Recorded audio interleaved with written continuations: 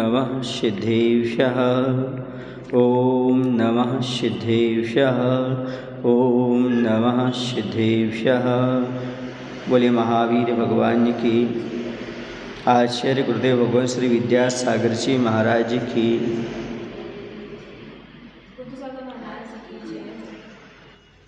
मार्गणाओं में ज्ञान मार्गणा तक हो चुका था। आज स्वाध्याय करना है संयम मार्गणा। संयम मार्गणा क्या चीज़ है? संयम क्या चीज़ है? प्राणियों और इंद्रियों के विषय में अशुभ प्रवृत्ति का त्याग करना संयम कहलाता है। अर्थात 6 काय के जीवों की रक्षा करना, इंद्रिय और मन को विषयों की ओर नहीं जाने देना। अर्थात ये भी कह सकते हैं प्राणियों और इंद्रियों के विषय में अशुभ प्रवृत्ति का त्याग करना संयम है। संयम की अपेक्षा से जीवों का परिचय करना संयम मार्गणा है। संयम मार्गणा के 6 भेद होते हैं, 6 नहीं 7, क्योंकि असंयम भी इसमें आ जाता है। तो सबसे पहला है असंयम। जहाँ पर संयम या संयमा संयम का अंश भी ना हो उसे असंयम कहते हैं। अर्थात ना तो देश संयम है और न सकल संयम है, अंश मात्र भी नहीं है, वह असंयम कहलाता है। यह पहले से लेकर के चौथे स्थान तक असंयम ही रहता है। अब दूसरा आता है संयमा संयम। सम्यक दर्शन के साथ 5 पापों का एक देश त्याग करने को संयमा संयम कहते हैं। इसे देश संयम भी कहते हैं, व्रताव्रत भी कहते हैं। इसमें 5 पापों का स्थूल रूप से त्याग होता है। इसमें त्रसंसा से वृत्ति हो जाती है। संयमा संयम जो होता है उसके पास एकमात्र संसारूप आवृत्ति जाती है, बाकी 11 आवृत्ति मौजूद रहती है। इसलिए संयम भी है और असंयम भी है। त्रसंसारूप घात से बच गया तो ये संयम हो गया, और स्थावर आदि हिंसा हो रही है इसे असंयम हो गया। तो संयमा संयम दोनों हो गया। इसका नाम है संयमा संयम गुणस्थान। इसके बाद आते हैं 5 चारित्र। सामयिक संयम। सर्वकाल में संपूर्ण सावध्य का त्याग करना सामयिक संयम कहलाता है। अर्थात आजीवन संपूर्ण 5 पापों का त्याग कर देना से सामयिक चारित्र कहलाता है। ये मुनि महाराज के पास हुआ करता है। सर्वकाल में संपूर्ण सावध्य का पाप का त्याग करना सामयिक चारित्र है। महाव्रत स्वीकार कर लेते हैं और 5 पापों का आजीवन त्याग कर देते हैं, उनके सामयिक चारित्र या सामयिक संयम आ जाता है। फिर आता है छेदोपस्थापना संयम। प्रमाद के निमित्त से व्रतों में दोष होने पर भली प्रकार से उसको दूर कर अपने आप को पुनः उसी में स्थापित करना छेदोपस्थापना संयम कहलाता है। प्रमाद के उदय से व्रतों में जो दोष लगते हैं स्वाभाविक है, कर्म के उदय से प्रमाद होता है, और प्रमाद में आए तो व्रतों में थोड़ा ना थोड़ा दोष लग ही जाता है। तो उसको अच्छी तरह से आगम के अनुसार गुरु की शरण में जाकर के भली प्रकार से उसको दूर कर अपने आप को पुनः उसी में स्थापित करना संयम में, ये कहलाता है छेदोपस्थापना। छेद और उपस्थापना, छेदोपस्थापना संयम हो जाता है। इसके बाद आता है 5वें नंबर का परिहार विशुद्धि संयम। प्राणीवध से निर्वृत्ति को परिहार कहते हैं, यानी प्राणियों की जो वध होता था उससे निर्वृत्ति हो गई, उसे परिहार कहते हैं। इस युक्त शुद्धि जिस संयम में होती है उसे परिहार विशुद्धि संयम कहते हैं। इसके शरीर से किसी भी जीव का घात नहीं होता। जिनके पास परिहार विशुद्धि संयम हो जाता है उनके शरीर के माध्यम से किसी भी जीव को घात नहीं पहुंचता। इस संयम वाले मुनि तीनों संध्या कालों को छोड़कर प्रतिदिन 2 कोस यानी 6 किलोमीटर विहार करते हैं। रात्रि में विहार नहीं करते। ऐसे में परिहार विशुद्धि संयम वाले जो होते हैं इन मुनि राजों को चातुर्मास की स्थापना का नियम नहीं होता, क्योंकि इनके द्वारा कोई जीव का घात होना ही नहीं। तो चाहे चातुर्मास हो चाहे कोई भी काल हो तो विहार करेंगे, उनके ऐसी रिद्धि प्राप्त होगी, किसी जीव की बरादरी नहीं होगी। चातुर्मास क्यों करना पड़ता है? क्योंकि अपनों के पास ऐसी रिद्धि नहीं है, अपन चलेंगे तो जीवों का घात होगा।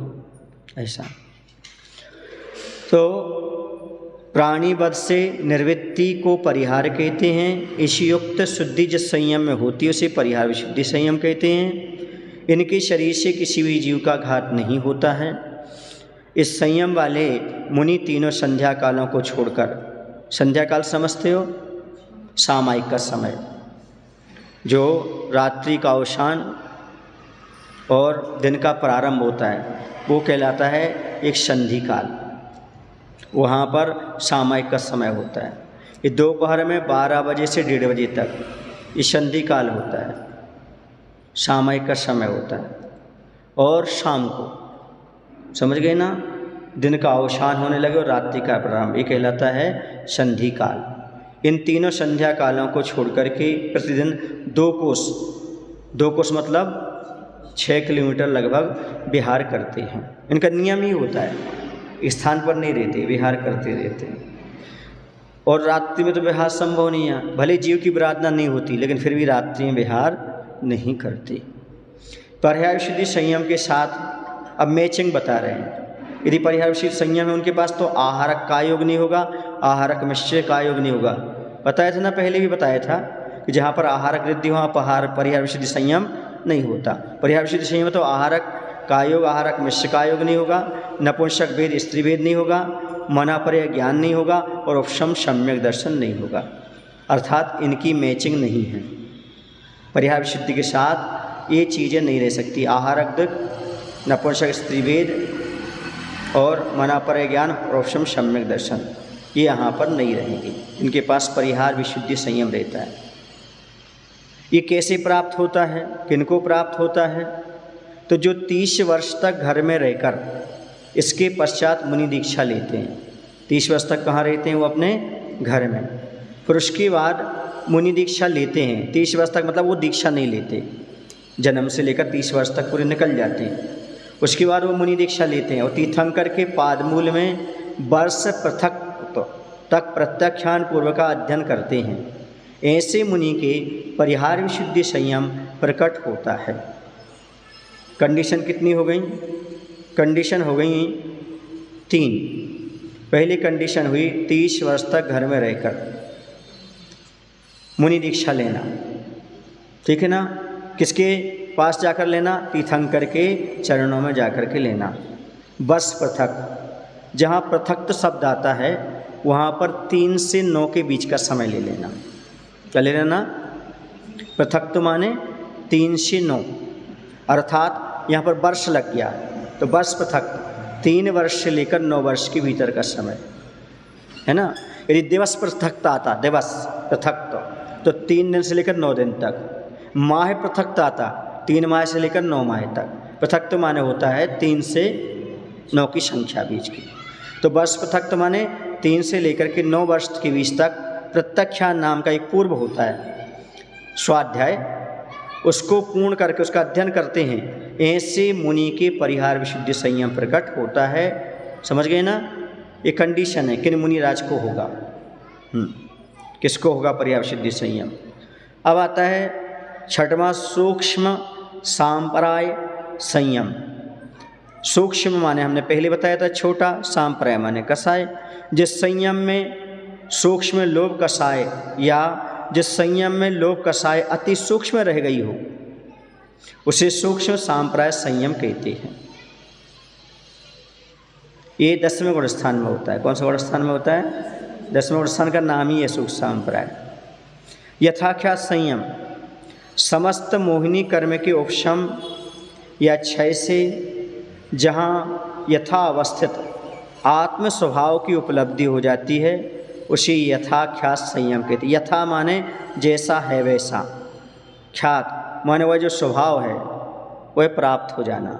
तो वह कहाँ प्राप्त होता है? यथाख्यात संयम कहाँ प्राप्त होता है? 11वें से 14वें तक। 11वें के पहले प्राप्त नहीं होता, 11वें स्थान से पहले नहीं होता। तो यथाख्यात संयम कहलाता है। इसमें समस्त मोहिनी कर्म का क्या हो जाता है? उपशम या क्षय होता है।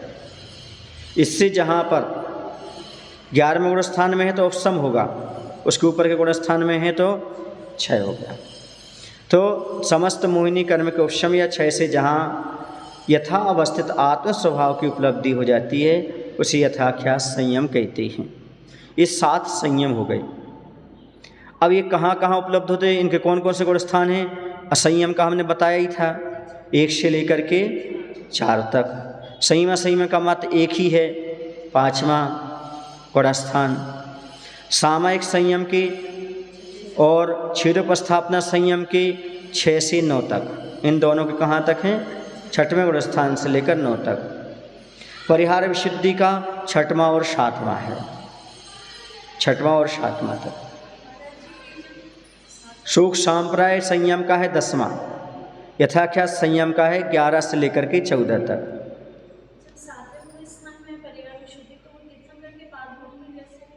कौन? हाँ, तो मुनि महाराज है ना, वो तीर्थंकर के पादमूल में है। वहाँ तीर्थंकर के पादमूल के 6 7 गुण स्थान पर मुनि महाराज नहीं रह सकते क्या भगवान के पादमूल में? क्यों नहीं रहेंगे? तो क्या ध्यान का अर्थ क्या 7वां स्थान है? क्या क्या समझ रहे हैं आप? हाँ हाँ, तो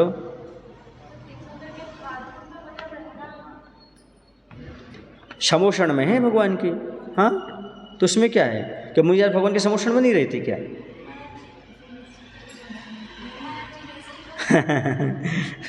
कितने कितने मुनिराज रहते हैं, गणधर परमेश्वर रहते हैं, मुनिराज रहते हैं, सब रहते हैं वहाँ पर समोषण में। अलग से कोठे रहते हैं उनके मुनिराजों के। हाँ, फिर सब महाराज रहते हैं, गणधर परमेश्वर रहते हैं, सब रहते हैं।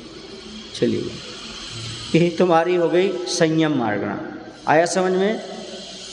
संयम मार्गणा के कितने भेद हैं? 7 भेद हैं। हाँ, चलिएगा। अब दर्शन मार्गणा। विषय विषयी सन्निपाते सति दर्शनम भवति। दर्शन किसे कहते हैं? विषय और विषय का सन्निपात होने पर ज्ञान के पूर्व जो सामान्य प्रतिभास होता है उसे दर्शन कहते हैं। दर्शन की अपेक्षा से जीवों का परिचय करना दर्शन मार्गणा है। पहले हमने ज्ञान पढ़ा था, अभी कौन सा है? दर्शन मार्गणा। तो दर्शन मार्गणा का अर्थ होता है जब ज्ञान होना हो, ज्ञान के पूर्व जो विषय और विषय का सन्निपात होने पर जो सामान्य प्रतिभास होता है, समझें अपन आप। ये समझ में नहीं आ रहा होगा आपको। उनका आपस में क्या कहते हैं? उसको मिलना, माने उसका जैसे आपने देखा उसको मात्र इंद्रिय के द्वारा देखना, ऐसा प्रथम अवलोकन कह सकते उसको, ऐसा। तो ज्ञान उपयोग दर्शन उपयोग 2 होते हैं। कितने उपयोग होते हैं? ज्ञान उपयोग दर्शन उपयोग। तो दर्शन उपयोग की बात कही जा रही, दर्शन मार्गणा की। तो पहले के ज़माने में फ़ोटो खींचते थे तो एक रील रहती थी 36 की, कैमरे में डालते थे, फिर नेगेटिव कॉपी आती थी, उसके बाद फिर उसको लैब में धुलवा करके रखते थे। तो जब नेगेटिव आपने कभी खोल कर देखे ऐसे, उसे समझ में नहीं आता बूढ़ा आदमी है कि जवान आदमी है। सामान्य प्रतिभा से सीखा नाम क्या है। और जब वो वहाँ लैब में जाकर के धुल के आती है तो स्पष्ट समझ में आ जाता बूढ़ा है, जवान है, कैसा है। वो हो गया दर्शन उपयोग, है ना। वो हो गया ज्ञान उपयोग। नेगेटिव काफ़ी हो गई दर्शन उपयोग, और पॉजिटिव काफ़ी हो गई ज्ञान उपयोग। तो जो पूरे प्रति जो आभास होता है ज्ञान के पूर्व सामान्य अवलोकन, उसका नाम दर्शन है। आया समझ में? नेगेटिव काफ़ी जैसा। इसके 4 भेद होते हैं, और दर्शन की अपेक्षा जीवों का परिचय करना दर्शन मार्गणा कहलाता है। दर्शन का अर्थ हो गया ज्ञान के पूर्व जो सामान्य अवलोकन होता है उसे दर्शन कहते हैं। दर्शन की अपेक्षा से जीवों का परिचय करना सुदर्शन मार्गणा है। इसके 4 भेद होते हैं, चक्षु, अचक्षु, अवधि और केवल दर्शन। चक्षु दर्शन, चक्षु इंद्रिय से होने वाले ज्ञान के पहले पदार्थ का जो सामान्य प्रतिभास होता है उसे चक्षु दर्शन कहते हैं। सामान्य से कुछ दिखा, बस सफ़ेद सा कुछ दिखा, अभी मालूम नहीं पड़ा ये है क्या, ये कहलाएगा कौन सा? सामान्य होकर माने दर्शन कहलाएगा। तो उसका नाम ये चक्षु दर्शन, यानी चक्षु इंद्रिय से होने वाले ज्ञान के पहले पदार्थ का जो सामान्य प्रतिभास होता है उसे चक्षु दर्शन कहते हैं। अचक्षु दर्शन, चक्षु इंद्रिय के अलावा, अचक्षु हो गया माने चक्षु को छोड़ दो, अब चक्षु इंद्रिय के अलावा अन्य इंद्रिय और मन, अन्य इंद्रिय माने अन्य माने कौन? चक्षु को छोड़ करके 4 इंद्रिय जो बची हैं वो अन्य इंद्रिय और मन से होने वाले ज्ञान के पूर्व पदार्थ का जो सामान्य प्रतिभास होता है उसे अचक्षु दर्शन कहते हैं। अवधि दर्शन, अवधि ज्ञान के पूर्व होने वाला सामान्य प्रतिभास अवधि दर्शन है।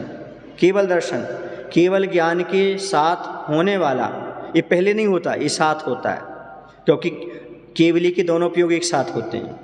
बाकी 3 में तो अपन लगा लेंगे कि अवधि ज्ञान है, चक्षु दर्शन है, चक्षु ज्ञान है, अचक्षु ज्ञान के पैर जो हो रहा है उसकी, लेकिन इसमें नहीं लगाएंगे पहले, इसमें एक पद होता है। केवल ज्ञान के साथ होने वाले सामान्य प्रतिभास को केवल दर्शन कहते हैं। एक बार क्या हुआ, आचार्य ने प्रवचन में बताया कि केवली भगवान के एक साथ 2 उपयोग होते हैं, क्योंकि लेकिन यहाँ पर लोग कहते हैं प्रवचन के समय माला ही फेरते रहते, प्रवचन भी सुनते रहते हैं, तो ये केवली हो गए क्या? 2 उपयोग कहाँ से हो जाएंगे? यहाँ भी उपयोग, वहाँ भी उपयोग, केवली भगवान थोड़ी हो। इसलिए एक समय में क्या करना चाहिए था? प्रवचन सुनना चाहिए या माला फेरना चाहिए, लेकिन यहाँ 2 करते रहते हैं। तो केवल दर्शन, केवल ज्ञान के साथ होने वाले सामान्य प्रतिभास को केवल दर्शन कहते हैं। क्यों? क्योंकि वहाँ पर सारे आवरण निकल चले गए। कहाँ पर? भगवान के सामने। इसको तो सब स्पष्ट दिखता है, सारा झलकता है उनके ज्ञान में, तो ऐसा, इसे उनके लिए पहले कोई प्रतिभास आदि नहीं होता, इसी दोनों एक साथ होते हैं। अब हमें समझना है इनके गुणस्थान कौन कौन से होते हैं। तो चक्षु दर्शन और अचक्षु दर्शन, इनके गुणस्थान 1 से लेकर 12 तक, किन 2 के? चक्षु दर्शन के और अचक्षु दर्शन के। अवधि दर्शन का जब सम्यक दर्शन प्राप्त होगा तब होंगे, तो ये होगा 4थे गुणस्थान से 12वें गुणस्थान तक, और केवल दर्शन 13वें से 14वें में और सिद्धों तक ले लेना। फिर से चक्षु अचक्षु दर्शन के गुणस्थान 1 से लेकर 12वें तक, अवधि दर्शन गुणस्थान 4 से 12 तक, और केवल दर्शन का 13वें से लेकर के 14वें तक एवं सिद्धों में भी होगा। ये हो गया आपकी दर्शन मार्गणा का व्याख्यान। अब चलते अपन लेश्या मार्गणा। लिम्पतेति लेश्या, ये बहुत अच्छी परिभाषा है। जो लिम्पन करती है उसको लेश्या कहते हैं। मायना क्या हुआ?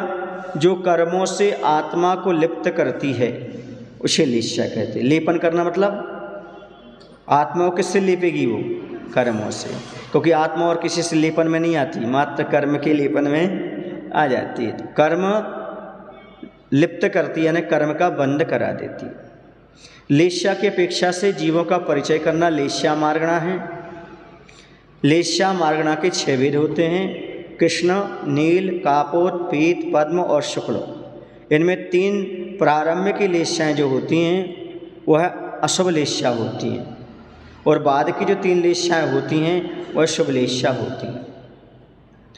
कृष्ण लेश्या, तो सबसे पहले हम समझेंगे कृष्ण लेश्या का लक्षण क्या होता है।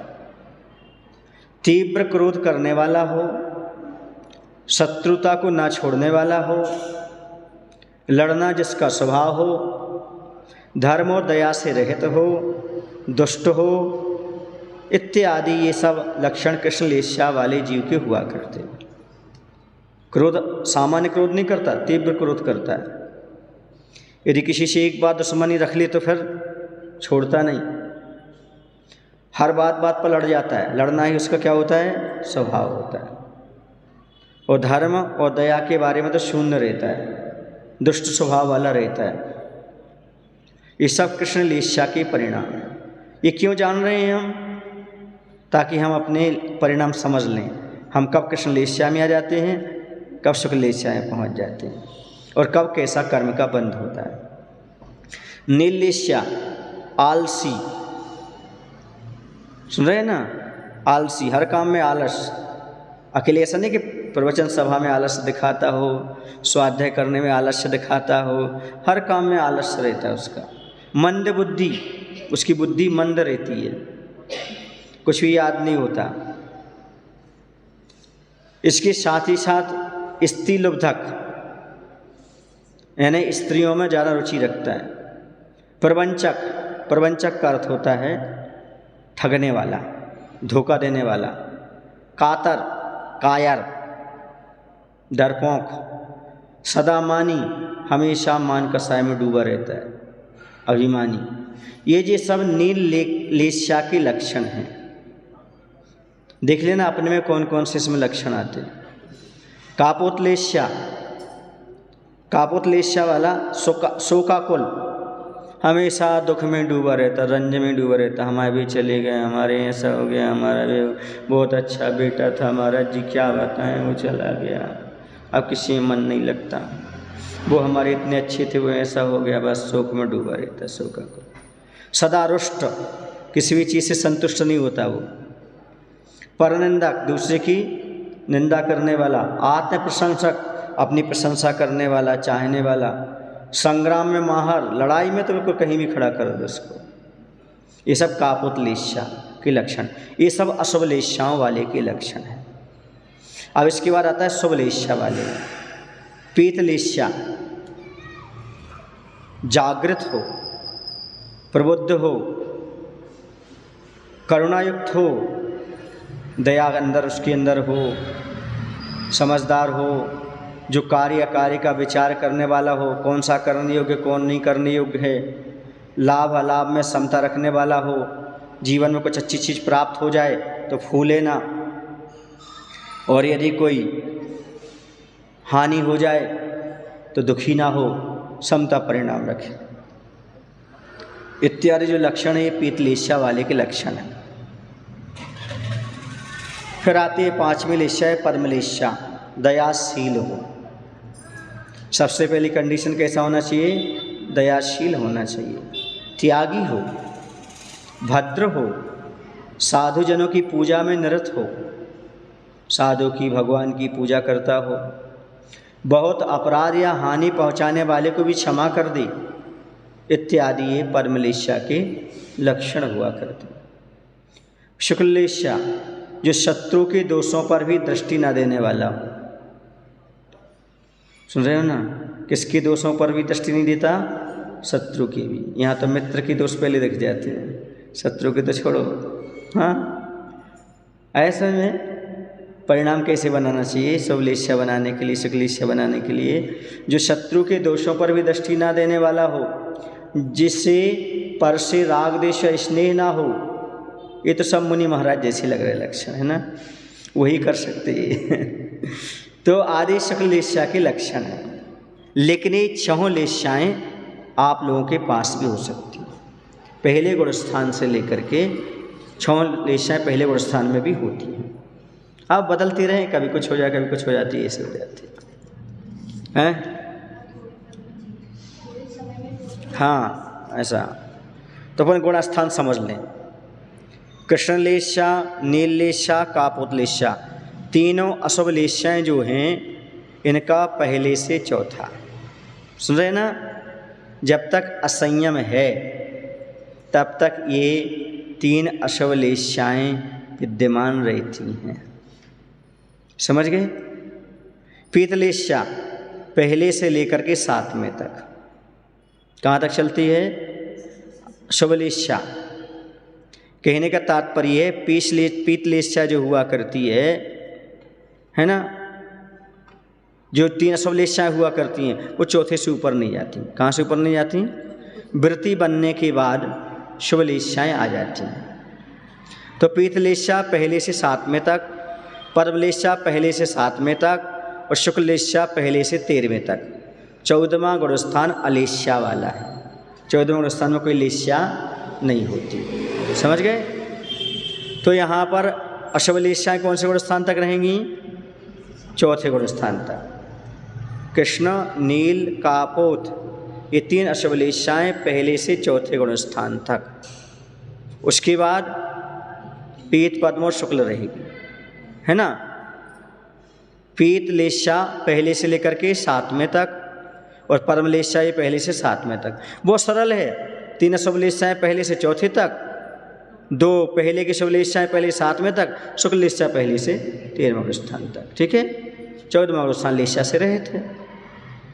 ये क्या हो गई आपके लेशा मार्गणा की व्याख्या हो गई। अब ये सब पढ़ करके हमें समझना है कि जब तक आपके पास असंयम है तब तक अशुभ लेशाओं से छुटकारा मिलने वाला नहीं है। यदि अशुभ लेशा से छुटकारा पाना चाहते हो तो क्या करो? संयम को लेने की आवश्यकता है। संयम लोगे तो अशुभ लेशाओं से छुटकारा प्राप्त होगा, क्योंकि इसके माध्यम से निरंतर कर्म का बंध होता रहता है। ये जो लेशा है क्या करती? कर्म का बंद कराती रहती है। इसी कर्म बंध से बचने के लिए इनसे भी बचना बहुत जरूरी है। कषाय से अनुरंजित योग प्रवृत्ति का नाम लेशा होता है। एक परिभाषा ये भी आती है, कषाय से अनुरंजित योग प्रवृत्ति, है ना। कषाय तो है ही साथ में रंगी हुई है, और योगों की मन वचन की प्रवृत्ति, इसका नाम लेशा होता है। अब चूँकि जहाँ कषाय नहीं होती वहाँ भी लेशा होती है। जैसे 10वें स्थान के बाद वो नहीं है कषाय, 11वें सम्मित हो गई तो आगे भी लेशा है 13वें तक, इसलिए लिम्पतिथि लेशा, ये परिभाषा अच्छी है। जो आत्मो कर्म से लेपे सो लेशा है, ऐसा कहते हैं। भव्य मार्गणा कैसे कहते हैं? तो भव्य और अभव्य के माध्यम से जीवों का परिचय करना भव्यत्व मार्गणा होती है ना। भव्य और अभव्य, भव्य किसे कहते हैं? जिसमें रत्नत्रय रूप भाव प्रकट होने की योग्यता है वह भव्य है, अर्थात जिसमें सम्यक दर्शन आदि प्राप्त करने की योग्यता हो उसका नाम भव्य है। और जिसके सम्यक दर्शन आदि भाव प्रकट होने की योग्यता नहीं है वह अभव्य है। अर्थात ये हुआ कि जो कभी ना कभी मोक्ष जाने की योग्यता रखता है वो भव्य हो गया, और जो कभी भी मोक्ष नहीं जा सकता वो अभव्य हो गया। क्यों? क्योंकि सम्यक दर्शन जिसको हो जाता है वह नियम से अर्ध पुद्गल परावर्तन काल शेष रहता है, मोक्ष चला जाता है। लेकिन जिसमें सम्यक दर्शन की योग्यता ही नहीं है तो वो कभी भी मोक्ष नहीं जा सकता। आया समझ में? भव्य किसे कहते हैं? जिसके सम्यक दर्शन, सम्यक ज्ञान, सम्यक चारित्र भाव प्रकट होने की योग्यता है वह भव्य है, और जिसके सम्यक दर्शन आदि भाव प्रकट होने की योग्यता नहीं है वह अभव्य है। तो ये भव्य और भव्य किस कर्म के उदय से हैं?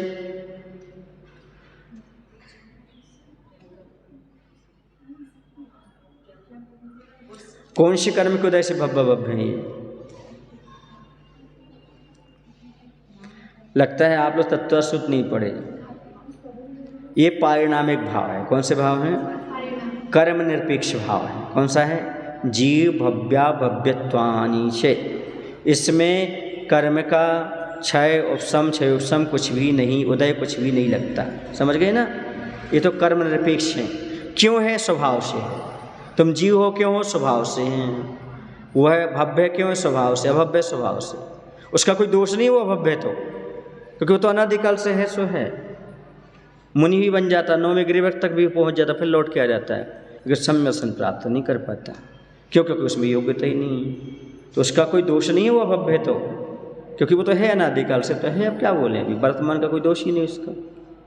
वो कभी मोक्ष जा ही नहीं सकता। भव्य भव्य कभी अभव्य नहीं बन सकता, अभव्य कभी भव्य नहीं बन सकता। ऐसा आचार्य कुंद महाराज कहते हैं समय सार की गाथा में, गाथा नंबर 293 में, सद्दहरिय पत्तेरिय रोचे दिए तय पुनः फासे दी धम्मम भोग निमित्तम नदुसो कम्मक्षय निमित्तम। जो अभव्य जीव होता है वो धर्म तो करता है। क्या करता है? लेकिन अभव्य जीव भोग के निमित्त से ही धर्म में श्रद्धा रखता है, उसी की रुचि करता है और उसी का बार बार स्पर्श करता है, परंतु यह सब भोग के निमित्त करता है, कर्म क्षय के निमित्त नहीं करता। किसके निमित्त करता है? मुझे पुण्य का बंध होगा, मुझे स्वर्ग मिलेगा, मुझे संसार का सुख आदि मिलेगा, ऐसे भाव से धर्म करता है। मेरे कर्म की निजरा हो, मुझे मुक्ति का लाभ हो, ऐसे भाव से धर्म नहीं करता। कहता तो है, प्रवचन भी वही कहेगा, सब कुछ कहेगा, लेकिन धर्म का उद्देश्य रहेगा उसका मात्र भोग निमित्त। मुझे ऐसी ऐसी सामग्रियां प्राप्त हों, मैं ये धर्म कर रहा हूँ, मैं ये विधान कर रहा हूँ, मुझे ऐसा मिलना चाहिए, ऐसा होना चाहिए, ऐसा होना चाहिए। कुछ लोग कहते महाराज जी ऐसा करने से पुण्य मिलेगा कि नहीं मिलेगा, ऐसा करने से धर्म होगा कि नहीं होगा, आदि आदि बातें करते हैं। इससे हमारी कार्य की सिद्धि होगी कि नहीं होगी? तो भोग निमित्त नहीं करो या कर्म के क्षय के निमित्त करो। जो कोई साधु तंत्र मंत्र करके कार्य कराते ना, ये सब भोग निमित्त जैसा लगता है, क्योंकि धर्म करो ना, अपने आप कर्म की निजरा होगी। कर्म के क्षय के लिए करो, भोग पाने के लिए क्यों कर रहे हो? ये मंत्र ले लो तुम्हारे यहाँ पुत्र हो जाएगा, ये मंत्र ले लो तुम्हारे यहाँ ये हो जाएगा, तो भोग निमित्त हो गया। बिल्कुल कर्म क्षय के लिए क्या है तुम्हारा? जो धर्म ध्यान बताया वो करो। कर्म 6 आवश्यक आदि सावक के जो बताए हैं, व्रत आदि बताए हैं, वो करते नहीं। तो ये अभव्य की चीज़ है। भव्य क्या करता है? भव्य जो करता है कर्म के क्षय के निमित्त करता है। अभव्य जीव भोग के लिए ही धर्म पर श्रद्धा रखेगा, रुचि रखेगा, बार बार स्पर्श करेगा, मात्र क्या, लेकिन भोग मिलते रहे, भोगों की इच्छा रहेगा। हाँ, कर्म के क्षय के लिए नहीं करता, इसलिए वह है अभव्य है। सुन रहे हो? कितनी बार आपकी परिणति अभव्य जैसी हुई, कैसी परिणति भव्य जैसी हुई, जरा देख लो, आकलन कर लो। एक बार किसी ने आचार्य से पूछा, पंडित जी थे, उन्होंने पूछा आचार्य जी भव्य और अभव्य क्या होते हैं, कहीं मैं भव्य हूँ कि अभव्य हूँ? तो आचार्य ने कहा, सुनो पंडित जी, यदि ये आपका मुख से निकला है ये वाक्य कि मैं भव्य हूँ कि अभव्य हूँ, तो अभी कह नहीं सकते आप भव्य हो कि नहीं हो, अभव्य। लेकिन हृदय से निकला है तो समझना तुम निश्चित भव्य हो, क्योंकि ऐसे भाव भव्य के अंदर उत्पन्न होते हैं। यदि हृदय से निकला है तो कहाँ से निकला है? हृदय से निकला है कि मैं कहीं अभव्य तो नहीं हूँ, भोग के निमित्त तो सब नहीं कर रहा हूँ, संसार में क्यों पड़ा हूँ, अभी तक कल्याण क्यों नहीं हुआ, ऐसा अंदर से छटपटाहट हो जाए तो समझो कि तुम भव्य हो।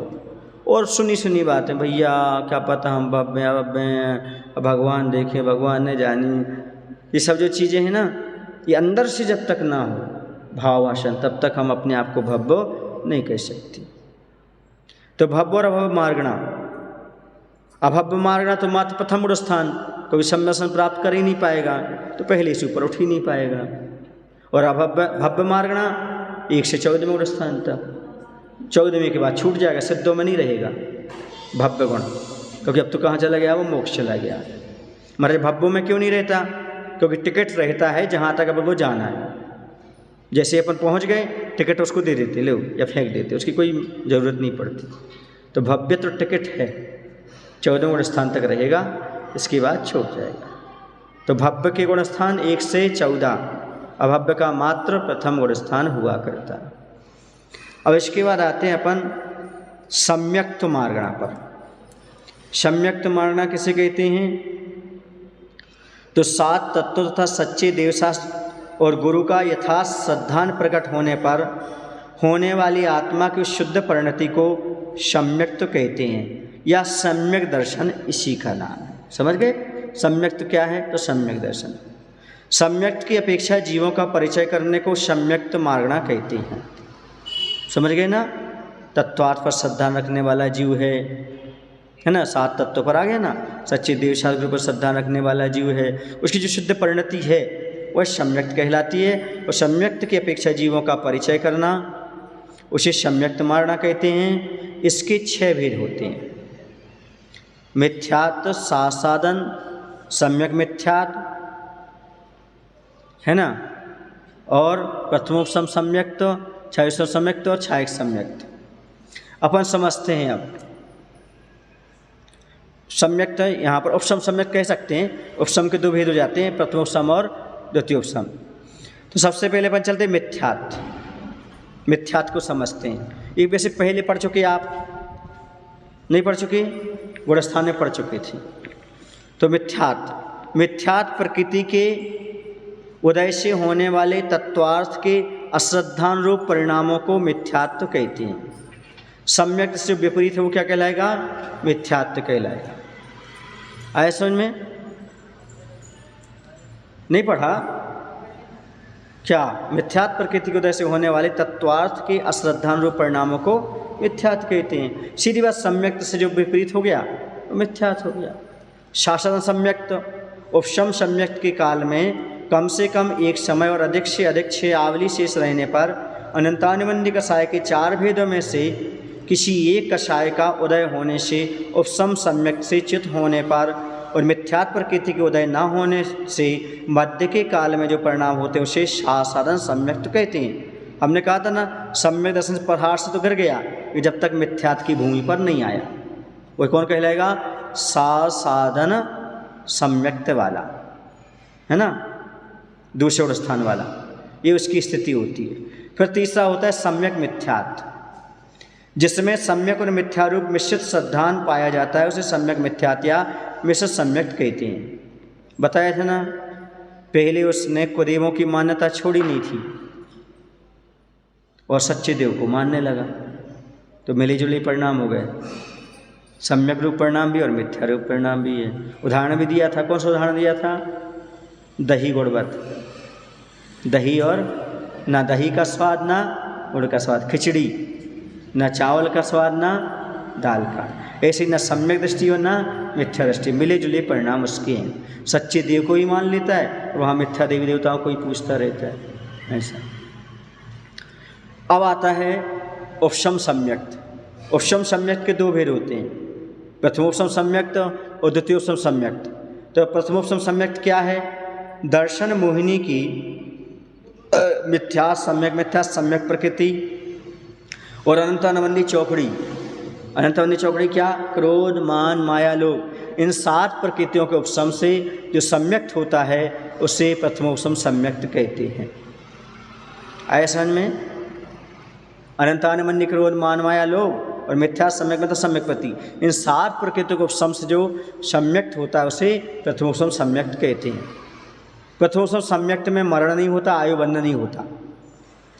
अब चलते अपन देखते हैं द्वितीयोपशम सम्यक्त क्या है। क्षयोपशम सम्यक्त के अनंतर जो उपशम सम्यक्त होता है उसे द्वितीयोपशम सम्यक्त कहते हैं। पहले क्षयोपशम सम्यक्त उसके पास रहता है। किसके पास? जिसके पास ये द्वितीयोपशम सम्यक्त होना हो। कौन सा रहता है उसके पास? क्षयोपशम सम्यक्त रहता है। उसके बाद जो उपशम सम्यक्त होता है उसे द्वितीयोपशम सम्यक्त कहते हैं। यह भी 7 प्रकृतियों के उपशम से होता है। सप्तम और स्थानवर्ती मुनि यदि उपशम श्रेणी चढ़ें तब उनको क्षायक सम्यक्त या द्वितीयोपशम सम्यक्त आवश्यक होता है। एक मत एक हो गया, ये सप्तम और स्थान में श्रेणी के सम्मुख मुनिराज को होगा। दूसरा मत और आता है। दूसरा मत क्या आता है? अन्य आचार्यों के मत अनुसार द्वितीयोपशम सम्यक्त चतुर्थ गुण स्थान से सप्तम गुण स्थानवर्ती क्षयोपशम सम्यक दृष्टि प्राप्त करता है। ऐसा भी आया है कि कोई मुनि महाराज हैं, उनको जब श्रेणी चढ़ना हो तब द्वितीयोपशम सम्यक्त होता है, और दूसरे मत के अनुसार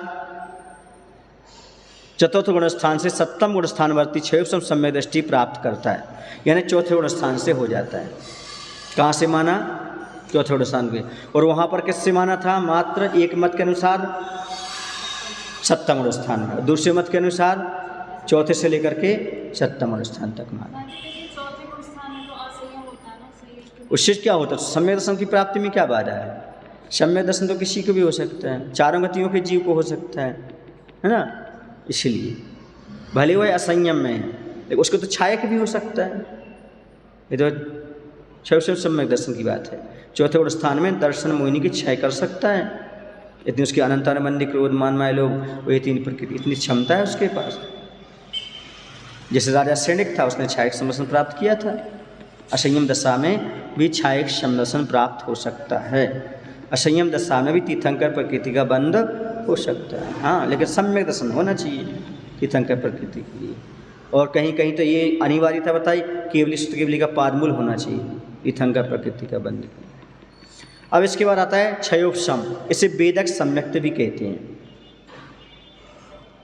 तो अनंतानुबंधी क्रोध, मान, माया, लोभ, ये चारों हो गई है ना। मिथ्यात्व एवं सम्यक मिथ्यात्व, इन 6 प्रकृतियों के उदयाभावी क्षय वह सदवस्था रूप उपशम से तथा सम्यक प्रकृति के उदय से जो सम्यक्त होता है उसे क्षयोपशम सम्यक्त तो कहते हैं। इसमें सम्यक प्रकृति का उदय बना रहता है। किसका उदय? जिसमें चलमल अगार दोष लगते रहते हैं। जैसे आप लोग बोलते हैं ना, शांतिनाथ, शांति के दाता, पार्श्वनाथ, संकट मोचक, मुनिशुभ्र, शनि निवारक, ये सब सम्यक दर्शन में सम्यक प्रकृति के उदय से दोष लगते हैं। ये दोष हैं सम्यक दर्शन में, क्योंकि शांतिनाथ शांति को देते हैं, ऐसा कहना दोष है, क्योंकि सभी भगवान देते हैं। भगवान के किसी में कोई गुण कम नहीं है, कोई ज़्यादा नहीं। पार्श्वनाथ संकट मोचक एक और नहीं है क्या? सारे भगवानों के गुण एक से हैं, फिर भी हम ये कहते हैं शांतिनाथ शांति के दाता हैं, मुनिशुभ्र शनि निवारक हैं, पार्श्वनाथ संकट मोचक हैं। ऐसा कहना ये सम्यक प्रकृति के उदय के कारण होता है, जिसमें हमें दोष लगते रहते हैं। ये मेरी प्रतिमा है, मैं इन्हीं का अभिषेक करूँगा, ये मेरी वेदी है, ये मेरा मंदिर है, ऐसा कहना। सुने ना, अगाड़ दोष और मल दोष 25 आते ही हैं। 25 मल दोष नहीं जानते हैं? मूढ़ता हैं, अनायतन हैं, संकारी दोष हैं, 8 मद हैं, मूढ़ता हैं। इसी तो सम्यक दर्शन में दोष बता रहे हैं, सम्यक प्रकृति के उदय से दोष लगता है ना। सब भगवान एक से हैं, ये भेद करने वाले अपने सम्यक्त में दोष उत्पन्न करते हैं। क्षयोपशम की बात यहाँ पर हो गई। अब क्षयक सम्यक दर्शन, 7 प्रकृतियों के क्षय से जो सम्यक, तो कौन सी 7 प्रकृतियाँ? वही अनंतानुबंधी क्रोध, मान, माया, लोभ, मिथ्या, सम्यक मिथ्या, सम्यक प्रकृति, इनका पूर्ण क्षय हो जाता है तो सम्यक्त होता है। 7 प्रकृतियों के क्षय से जो सम्यक्त होता है उसे क्षयक सम्यक्त कहते हैं। समझ गए ना? इनके गुणस्थान कौन कौन से हैं? तो मिथ्यात्व का प्रथम है, साधारण सम्यक्त का द्वितीय है, सम्यक मिथ्यात्व का तृतीय है। इनके तो नाम ही है गुणस्थान के, सीधी सी बात है। उत्तम सम्यक्त के 2 भेद हो जाते हैं। प्रथम सम्यक्त बताया 4 से 7, द्वितीय सम्यक्त भी 4 से 11 तक, क्षयोपशम सम्यक्त 4 से 7 तक, क्षयक सम्यक्त 4 से 14 तक एवं सिद्धों तक। ठीक है ना?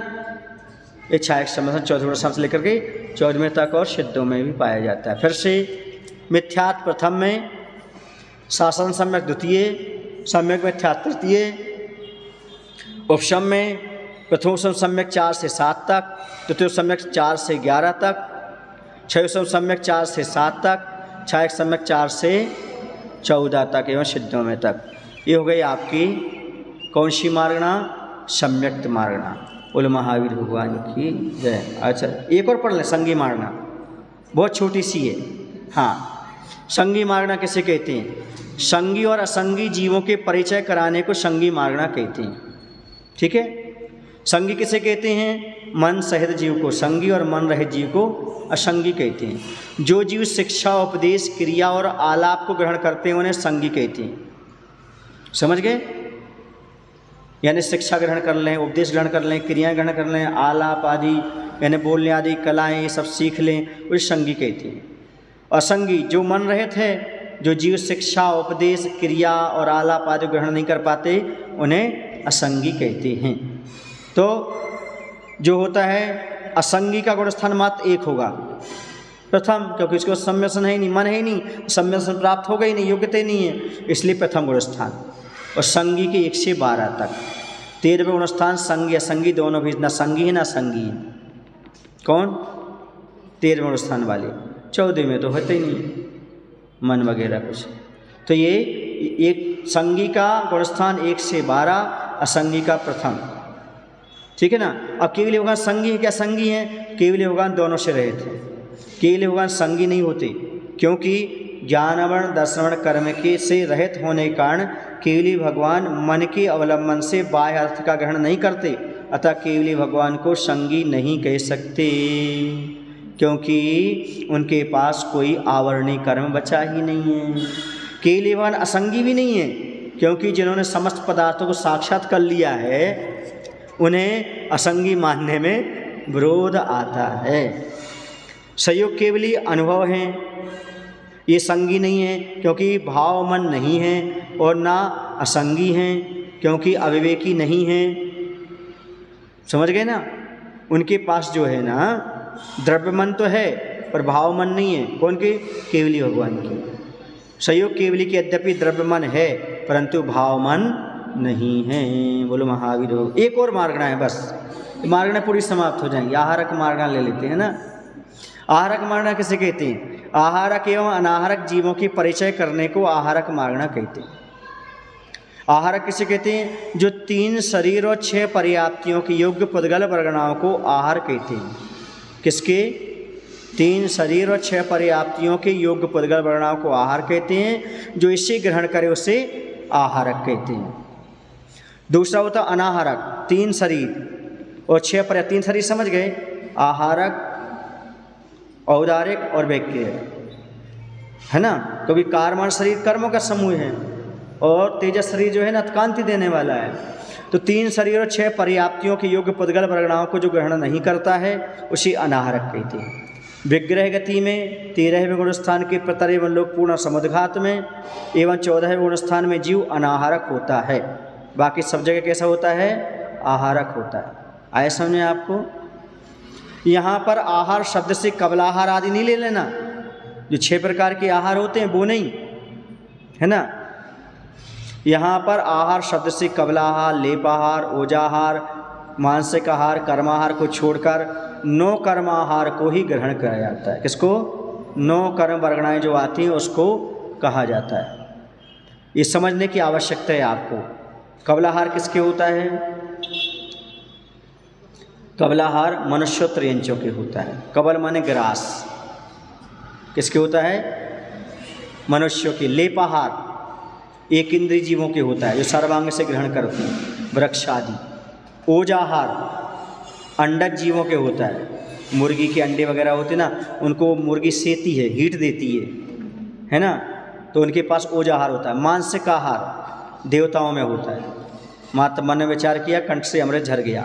कर्माहार इन नारकियों के होता है, मात्र कर्म को ही भोगते रहते हैं। 9 कर्माहार वैसे सभी प्राणियों के होता है, लेकिन केवली भगवान के मात्र 9 कर्माहार होता है। वर्गणाएं आती जाती रहती हैं, आती हैं, बस काम चल जाता है। भगवान ना तो कबलाहार नहीं करते।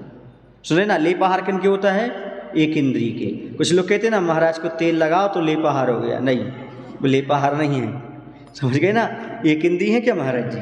नहीं, तो ये लेपाहार नहीं कहलाता। अब कुछ लोगों का क्या करें, कुछ लोगों को तो काम ही ऐसा है कि उन्हें तो कुछ ना कुछ कमियां ढूंढना पड़ती हैं, या यूँ कहो उन्हें चारित्र की प्रति भाव नहीं रहते और उल्टा सीधा पढ़ के आ जाते हैं तो कुछ ना कुछ बोलते हैं। इसलिए आपको ये शिक्षा दी है। लेपाहार किन के होता है? एक इंद्रिय जीवों की। अब ध्यान रखना, कोई आपसे बोले ये लेपाहार हो गया, नहीं, ले आहार होता है आपके यहाँ। कौन सा होता है? ले। 4 प्रकार के आहार होते। कबलाहार के 4 भेद होते हैं। आहार के भेद होता थे 6 और कबलाहार के 4। स्वाद, खाद्य, ले और पेय। ऐसा में खाद्य माने जो खाने योग्य है, स्वाद माने इलायची वगैरह, खाद्य स्वाद। ले माने चाटने योग्य। लेप नहीं है, वो ले है। रबड़ी है ना, हलवा है, आइसक्रीम है ना, ले हो गया। और हो गया पेय, पीने योग्य, दूध है, पानी है, रस है। ये कबलाहार के 4 भेद। आप लोग पढ़ के है ना, आहार के 4 भेद होते हैं। हमारे यहाँ 6 बता रहे, वो कबल आहार के 4 भेद है, बाकी आहार के 6 भेद होते हैं। ठीक है। आहारक मार्गणा के गुणस्थान।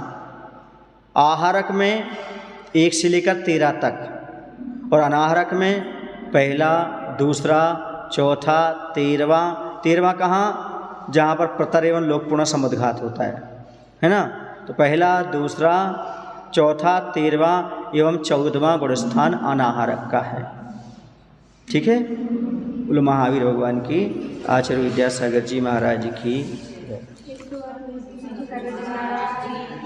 बोधि समाधि परिणाम शुद्धि स्वात्मोपलब्धि शिव सौख सिद्धि चिंता मनिम चिंतित वस्तु दाने त्वां वंदे मानस्य ममस्तु देवी त्वां वंदे मानस्य ममस्तु देवी। काय विश्व